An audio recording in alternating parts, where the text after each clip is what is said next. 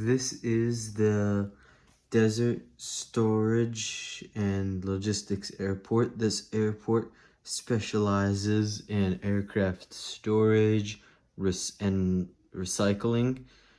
Over here, we have our scrapyard over here.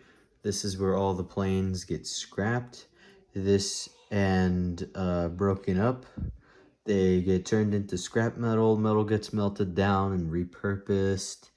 And over here, we have our storage area.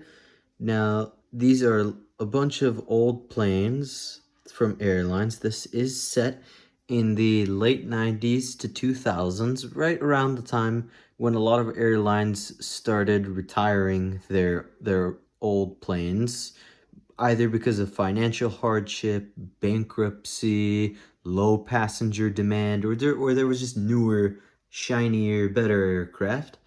And as you can see in this car right here, every now and then we do get a few tourists at this airport who just want to see some of these 747s and this MD-11. And this is it. This is the uh, Desert Storage Logistics Airport. This is it. And this is a fictional airport. I hope you like it.